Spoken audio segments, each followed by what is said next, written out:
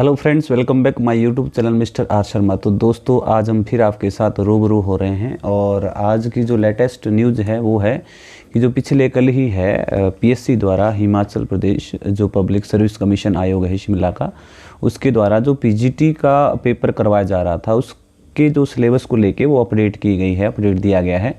उसके सिलेबस जो भी रहेगा पेपर फर्स्ट पेपर सेकंड का हर विषयों का अलग अलग दे दिया है, उसी पर हम आज बात करने वाले हैं।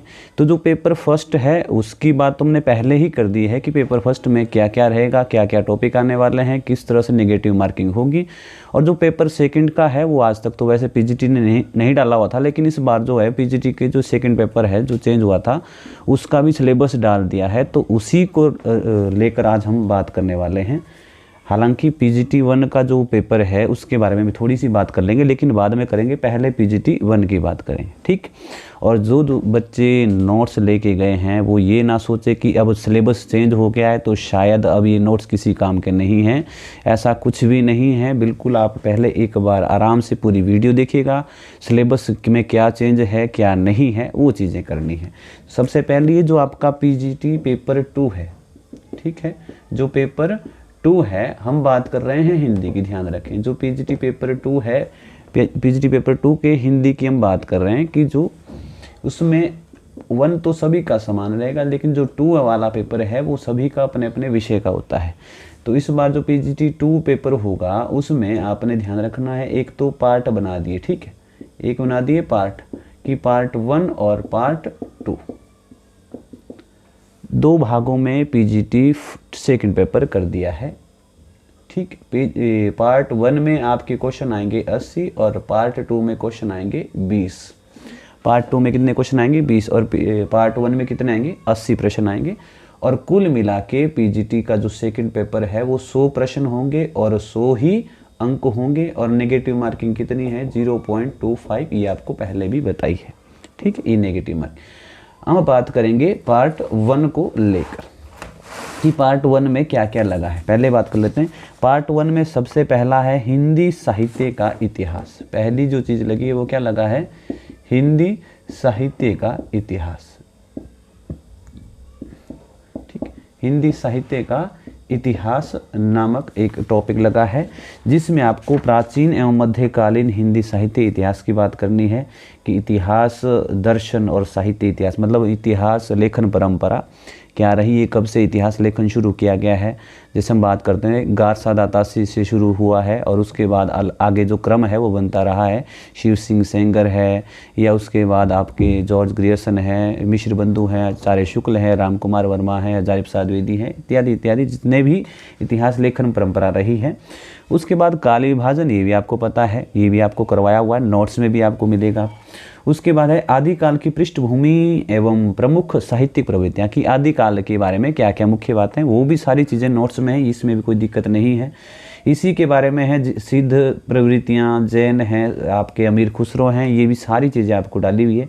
भक्ति काल, दूसरी चीज़ क्या है, ये आपका भक्ति काल है, मध्यकाल जिसको हम कहते हैं, मध्यकाल का आरंभिक रूप, ठीक है। भक्ति काल में भी आपका वैचारिक पृष्ठभूमि मतलब भक्ति काल का उदय कैसे हुआ और कौन कौन से जो उसमें है दर्शन है वो आए हैं, ठीक है। उसके उदय के कारण कौन कौन से रहे हैं, प्रमुख संप्रदाय कौन कौन से रहे हैं, उनके प्रवृत्तियाँ क्या है, जैसे संत काव्य है, सूफी काव्य, वो सारी चीज़ें दी गई उसमें ना, आपकी प्रवृत्तियाँ कौन कौन सी, सूफी है, संत है, राम है, कृष्ण है, ये सारा चीज़ें हैं। रीतिकाल, उत्तर मध्यकाल जिसको कहते हैं, ये भी आपको पता है रीतिकाल, इसमें भी कोई अपडेट नहीं है। आधुनिक युग, आधुनिक युग में भी सारी चीज़ें, आधुनिक काल का युगीन परिवेश मतलब एक प्रकार का उस समय की स्थितियां बतानी है आपने। आधुनिक काल की 1850 के आसपास का परिवेश कैसा था, क्या क्या राजनीतिक परिवर्तन, सामाजिक परिवर्तन, हल्की सी बातें वो प्रवृत्तियों में सारी आ जाती है। कौन प्रमुख कवि हैं, भारत हिंदू युग क्या है, महावीर प्रसाद द्विवेदी के नाम से जो द्विवेदी युग चला था, छायावाद, छायावाद उत्तर में प्रगतिवाद, प्रयोगवाद, नई कविता, साठोत्तर कविता, नवीन नवगीत इत्यादि जो भी परंपराएं चली वो सारी है, ठीक है। समकालीन कविता ये सारी आ गई। आधुनिक गद्य साहित्य, ये भी उसमें सारा दिया गया है कि हिंदी गद्य का आरंभ कब से होता है, किन किन आपकी कौन कौन सी काल विभाजन होगा और कौन कौन सी गद्य विधाएं हैं जो शुरू की गई है, चाहे वो कहानी विधा है, उपन्यास है, नाटक है, निबंध हैं, आलोचनाएं हैं, वो सारी चीज़ें नोट्स में भी है और ये आपके हिंदी साहित्य इतिहास वाली चीज़ में ये वाला सारा पोर्शन आपका कवर हो जाएगा। ठीक है, चाहे वो विविध आ जाएगी, रेखा चित्र, संस्मरण, डायरी, रिपोर्ट, ताज जीवनी इत्यादि सारी चीज़ें हैं। ध्यान रखें, मैं यहाँ जल्दबाजी में थोड़ा पढ़ रहा हूँ, आपको जो पूरा सिलेबस है वो वीडियो को डिस्क्रिप्शन में डाल दिया जाएगा, आप वहाँ से जाके सीधा टेलीग्राम से इसको डाउनलोड कर सकते हैं। ठीक है, जो इसका दूसरा भाग है, पार्ट 1 का ही दूसरा जो भाग है वो कौन सा है, साहित्य शास्त्र। साहित्य शास्त्र, साहित्य शास्त्र के साथ एक और शब्द साहित्य शास्त्र एवं साहित्य लोचन। ठीक है, साहित्य शास्त्र एवं साहित्य लोचन। ठीक, इसमें भी सारी चीज़ें हैं, आपके जो 6 संप्रदाय लगे हैं कि रस संप्रदाय, अलंकार, रीति, वक्रोक्ति, ध्वनि, औचित्य, जितने भी इनसे प्रश्न बनते हैं वो मैंने सारे नोट्स में डाले हुए हैं, उसमें भी कोई दिक्कत नहीं। पाश्चात्य काव्य शास्त्र में चाहे प्लेटो हैं, अरस्तु है, लॉन्जाइनस है, वर्ड्सवर्थ है, कोलरिज है, इनसे भी जो प्रश्न बनते हैं वो मैंने आपको नोट्स में डाले गए हैं। इसमें हल्की सी चीज़ जो ऐड होगी वो कौन सी है, आधुनिक समीक्षा की प्रमुख पद्धतियां एवं वैचारिक दर्शन कि मार्क्सवाद क्या है, मनोविश्लेषणवाद क्या है, अस्तित्ववाद क्या है, शैली विज्ञान क्या है, नई समीक्षा क्या है, संरचनावाद, उत्तर संरचनावाद और विखंडन की अवधारणा, उत्तर आधुनिकतावाद इत्यादि। ये जो टॉपिक है आपका तीसरे वाला, ठीक है, का इसी के अंतर्गत आएगा, साहित्य शास्त्र एवं साहित्य लोचन के अंतर्गत। कौन सी बात कर रहे हैं हम, जो ये आधुनिक समीक्षा की प्रमुख पद्धतियां हैं कि वैचारिक दर्शन कौन कौन सा है आधुनिक काल में, उन पर बात करेंगे और ये मैं आपको जल्द ही प्रोवाइड करवा दूंगा। अब कैसे मिलेगा अंत में बताता हूँ। जो तीसरा भाग है पार्ट 1 में ही जो तीसरा भाग है वो क्या है, हिंदी भाषा और उसका विकास। हिंदी भाषा और उसका विकास, हिंदी भाषा और उसका विकास, ये भाग 3 है। ठीक, इसमें हिंदी की ऐतिहासिक पृष्ठभूमि मानिए कि हिंदी का विकास कैसे हुआ, ये भी आपको आरंभ में मिल जाएगा जब आपको नोट्स दिए गए हैं, उसके आरंभिक रूप में भारतीय आर्य भाषाएं कौन कौन सी है, उन भाषाओं को कितने भागों में बांटा गया है, प्राचीन, मध्य और आधुनिक। प्राचीन में वैदिक और लौकिक, मध्य में पाली, प्राकृत, अपभ्रंश, आधुनिक में बोलियां, उपबोलियां, भाषाएं, उपभाषाएं, कितनी है वो सारी चीज़ इसमें बताई गई है। ध्वनियों का वर्गीकरण का आधार ये आपको पेपर 1 में मिल जाएगा। ठीक है, शब्द हिंदी शब्द रचना, उपसर्ग, प्रत्यय, समास, ये पेपर 1 की जो आपको बुक नोटबुक दी गई उसमें मिल जाएगा। ठीक है, लिंग, वचन, कारक, सर्वनाम, विशेषण, क्रिया, ये भी आपके पेपर 1 वाली चीज़ें इसमें जुड़ी गई है। हिंदी वाक्य रचना, ये भी आपको पेपर 1 की जो किताब है हिंदी व्याकरण, उसमें सारी चीज़ें मिल जाएगी। हिंदी भाषा के विविध रूप, राजभाषा, राष्ट्रभाषा, संपर्क भाषा, इसके बारे में भी जानकारियाँ दी गई हैं। संचार माध्यम एवं हिंदी, ये भी हल्की सी बात की गई है, लेकिन अगर कमी रह जाएगी तो इसको भी अपडेट कर देंगे। कंप्यूटर और हिंदी, ये थोड़ा सा टॉपिक है। एक तो मैंने आपको ऊपर बताया भी कौन सा, आधुनिक समीक्षा में वैचारिक दर्शन, जो ये आपके मार्क्सवाद, मनोविश्लेषणवाद इत्यादि हैं, इनको मैं ऐड कर दूंगा। एक कंप्यूटर और हिंदी, इनका जो आजकल आधुनिक संदर्भ में बात है वो कर लेंगे। हिंदी की संवैधानिक स्थिति, इस पर भी हमने बात कर रखी है, ये भी नोट्स में आपको मिल जाएगा। देवनागरी लिपि और उसकी विशेषताएं, माननीकरण, ये टॉपिक भी आपको ऐड कर दूंगा। 3 टॉपिक हो गए जिनको ऐड करना है। मिलेंगे कैसे, मैं आपको बता देता हूँ। चौथा जो इसमें भाग है पार्ट 1 में ही, चौथा भाग वो है हिंदी साहित्य के अध्ययन हेतु प्रमुख रचनाएं। प्रमुख रचनाएं लगी गई है, प्रमुख रचनाएं, प्रमुख रचनाएं लगी गई है, जैसे कि भक्तिकालीन और रीतिकालीन काव्य में लगी है। कबीर ग्रंथावली से कुछ पद लगे हैं, जायसी ग्रंथावली के कुछ पद लगे हैं, जैसे कि मानसरोधक खंड है, नागमती वियोग खंड है, उन पर बात होगी। तुलसी कृत रामचरितमानस का उत्तरकांड लगा है। सूरदास का भ्रमर गीत के कुछ पद लगे हैं, मीराबाई के कुछ पद लगे हैं, बिहारी सस्से के कुछ पद लगे हैं, घनानंद कवित के कुछ पद लगे हैं। इसमें बहुत ज़्यादा कन्फ्यूज होना ही नहीं है। यहाँ से प्रश्न जो बनेंगे वो पंक्तियों से बनेंगे, पंक्तियाँ पूछी जाएगी अधिकांश, इससे ज़्यादा बहुत डिटेल में नहीं आने वाला, क्योंकि पीजीटी का जो ये इस पैटर्न पर है वो पहला पेपर है, तो बहुत ज़्यादा डीप नहीं जाएगा या बहुत ज़्यादा टफ नहीं आएगा। इसमें आपको जो पूछी जाएगी वो पंक्तियाँ पूछी जाएगी, और वो पंक्तियाँ लगभग मैंने सारी कवर कर रखी जो इनसे पूछी जाने योग्य है। ठीक है।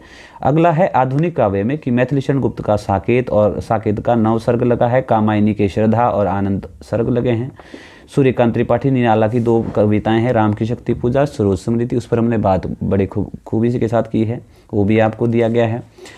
सुमितानंदन पर्त के परिवर्तन और नौका विहार, ठीक है।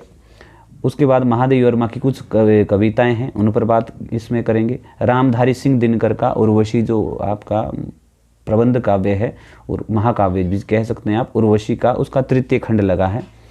नागार्जुन की कुछ कविताएं हैं, अगे की कुछ कविताएं हैं, मुक्तिबोध की है, भवानी प्रसाद मिश्र की है, धूमिल की है, ठीक है।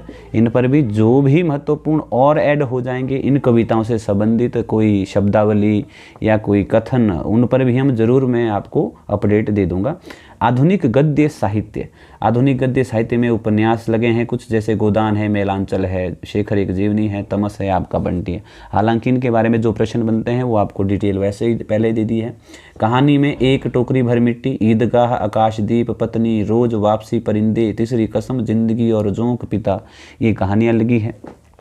नाटक की बात करें तो अंधेर नगरी, चंद्रगुप्त, आषाढ़ का एक दिन, सत्य हरिश्चंद्र, अंधायुग, ठीक है, ये नाटक लगे हैं।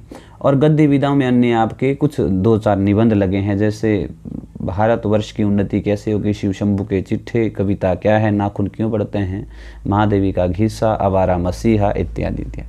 तो ये आपके प्रमुख रचनाएं हैं। अब आपको जो मैं अपडेट दूंगा वो क्या दूंगा, पार्ट 1 की बात हो रही है अभी। पार्ट 1 में एक तो अपडेट आपको मिल जाएगी, मैं केवल उनकी बात कर रहा हूँ जो नोट्स ले चुके हैं या ले रहे हैं, ठीक है, उनके लिए अपडेट है, या उनको ये चीज़ें सेंड की जाएगी। कैसे की जाएगी बता दूंगा। एक तो मैंने आपको बात की थी कि जो ये आधुनिक वैचारिक दर्शन है, मार्क्सवाद, मनोविश्लेषणवाद, अस्तित्ववाद, शैल विज्ञान, नई समीक्षा, उत्तर संरचनावाद, इन टॉपिक पर आपको क्या मिल जाएगी, कुछ मटेरियल और मिल जाएगा। पहली चीज़ होगी इस पर, ठीक है। दूसरी चीज़ आपको जो मैंने बात की थी वो की थी कि कंप्यूटर और हिंदी, ठीक है, कंप्यूटर और हिंदी का संबंध क्या है, उस पर हो जाएगी आपकी बात, ठीक। और इसमें विशेष जो ऐड हो जाएगी वो हो जाएगी देवनागरी लिपि की प्रवृत्तियाँ, देवनागरी लिपि कि देवनागरी लिपि की विशेषताएं कौन कौन सी है, उसका माननीकरण कैसे होगा, ठीक है। उसके बाद जो ये प्रमुख रचनाएं हैं उस पर जो भी कुछ महत्वपूर्ण बिंदु जो शायद नोट्स में ना हो उनको अपडेट कर देंगे, ठीक है। तो एक तो आपको वैचारिक दर्शन, कंप्यूटर और हिंदी, देवनागरी लिपि की माननीकरण और प्रमुख रचनाएं जो ये वाली हैं उन पर मैं संक्षिप्त 5 से 7 या 10 पेज में आपको सारा इंक्लूड करके दे दूंगा, 10, 15, 12 पेज में, ठीक। और ये मिलेंगे कैसे, जिन बच्चों ने नोट्स लिए हैं कुछ ही दिनों में। आज तो मैं इतना जल्दी तो नहीं कह सकता क्योंकि इसके लिए मुझे करना पड़ेगा पूरा मटेरियल, जो भी ये प्रमुख रचनाएं हैं अलकेसिस में 5 या 7 दिन लग जाएंगे। 5 या 7 आज बोले तो आज हो गई 7 तारीख, तो 15 तारीख के आसपास में एक वीडियो बना दूंगा जिससे आपको अपडेट मिल जाएगी कि जो कंटेंट है वो तैयार हो चुका है। तो जिन बच्चों ने नोट्स ले लिए हैं या ले रहे हैं उन बच्चों को मैं पर्सनली इसकी PDF सेंड कर दूंगा। आपने उस PDF को आपने प्रिंट निकाल लेना, जितना आपको चार्ज एक्स्ट्रा पड़ना था आपने प्रिंट निकालना है, बाकी आपको PDF जो है फ्री ऑफ कॉस्ट दी जाएगी। वो उनके लिए जो लोग आपके नोट्स जो है जिनको नोट्स भेजे गए थे उनमें 2-3 चीज़ें जो अपडेट हुई है उनको लेकर PDF बना दूंगा। 10 से 12 पेज की PDF होगी, वो आपको फ्री ऑफ कॉस्ट मिल जाएगी। जिन बच्चों को मैंने नोट्स दिए हैं उनकी बात हो रही है, ठीक। हाँ, अब है पार्ट 2। पार्ट 2 में BEd में कुछ पोर्शन लगे थे वो आपको पढ़ने होंगे और वो कितने के आएंगे, वो आएंगे 20 प्रश्न और 20 ही अंकों के होंगे। नेगेटिव मार्किंग सब में है। इसमें भी 1, 2, 3, 4 छोटे छोटे टॉपिक हैं, उन पर भी मैं पूरी कोशिश करूँगा कि 10 से 12 पन्नों में आपको सफिशेंट जो डाटा है वो प्रोवाइड करवा दूं, लेकिन इसमें थोड़ा टाइम लगेगा। ये वाला जो टॉपिक है 4 टॉपिक, इनकी बात तो मैंने कर दी कि 15 तारीख के बाद आपको ये कंटेंट मिल जाएगा। इसके लिए मैं आपको कह रहा हूँ कि जो ये वाला टॉपिक है 20 प्रश्नों का, इसको तैयार करने में मुझे लगेगा टाइम और ये लगेगा कम से कम 1 महीना। तो फेब के शुरू तक ये कंटेंट आपको मिल जाएगा। ये भी आपको PDF के थ्रू ही मिलेगा, लेकिन मिलेगा उन लोगों को जो इन लोगों ने नोट्स लिए हैं, ठीक है। बाकी कोशिश रहेगी, अगर कोई और भी विचार बना तो देख लेंगे, बाद में बात कर लेंगे।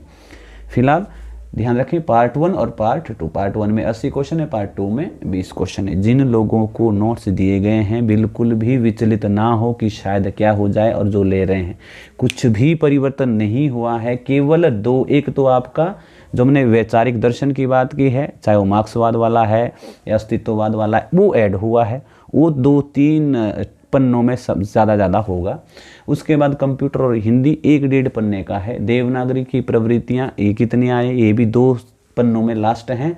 और जो ये प्रमुख रचना है ये लगभग 5-7 पन्नों में सिमट जाएगी, जो इनसे प्रश्न बनते हैं। क्यों? क्योंकि ये पहले चीज़ें आपको नोट्स में मिल चुकी हैं। प्रमुख रचना जो इनकी पंक्तियां हैं वो दे दी गई हैं, और कुछ कंटेंट जिससे प्रश्न पूछने योग्य जो भी चीज़ें होगी वो मैं आपको अपडेट दे दूंगा। तो ये तो लगभग आपको 15 तारीख के बाद मिल जाएगा। और जिन लोगों ने नोट्स लिए हैं उन लोगों को ये बाय व्हाट्सएप PDF सर्कुलेट कर दी जाएगी फ्री ऑफ कॉस्ट। ठीक, जो पार्ट 2 है उसके लिए आपको लगभग अभी रुकना पड़ेगा, ये फेब के फर्स्ट तक ही मिल पाएगी। फर्स्ट जो आपका सप्ताह होगा, पहले सप्ताह तक ये आपको मिल जाएगी। ठीक, हाँ, अब बात करते हैं कि आपको इसमें एक अपडेट, शायद ये तो पहले भी आपको बताया गया था कि इसमें जो ऑप्शन होंगे प्रश्न पत्र पर, ऑप्शन तो 4 ही हैं, A है, B है, C है और D है। प्रश्न पत्र पर 4 ही ऑप्शन होंगे कि आप जैसे मान के चलिए कि चंद्र बरदाई को किसने हिंदी का प्रथम महाकवि माना है, तो ऑप्शन आ जाएंगे शुक्ल, हजारी प्रसाद द्विवेदी, राम कुमार वर्मा, गणपति चंद्र गुप्त। 4 ऑप्शन आ गए।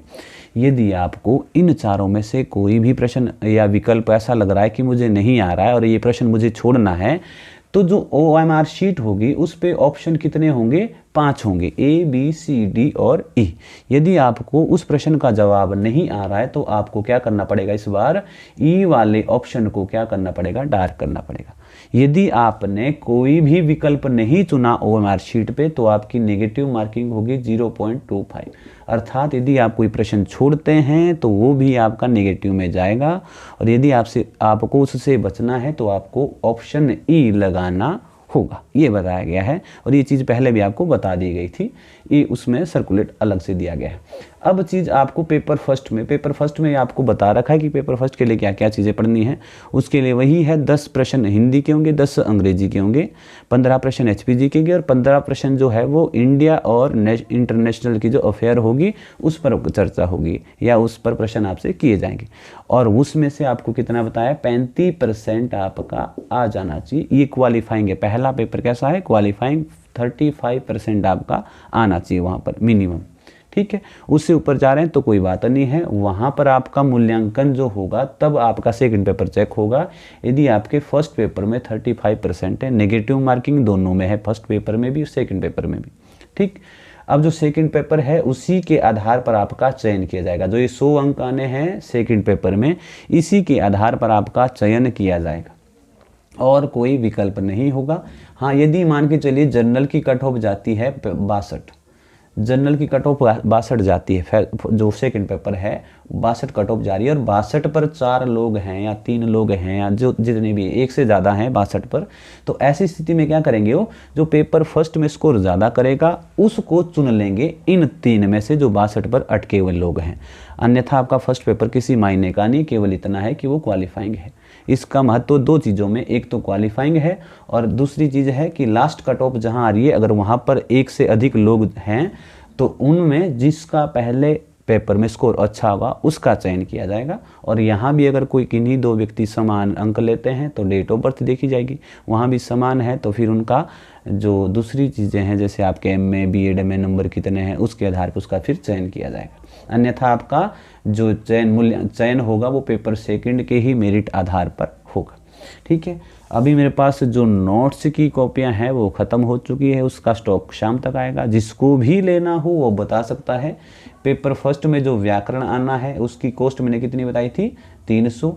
पेपर सेकंड का जो लिटरेचर का पूरा पोर्शन है, केवल लिटरेचर की बात हो रही, सेकंड पोर्शन में कौन सा है, लिटरेचर है, उसकी कॉस्ट 450 है।